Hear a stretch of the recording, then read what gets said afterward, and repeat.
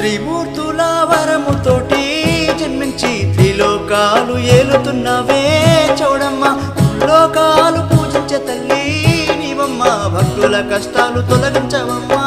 మాయమ్మ నీ పద సన్నిధి చేరితివమ్మా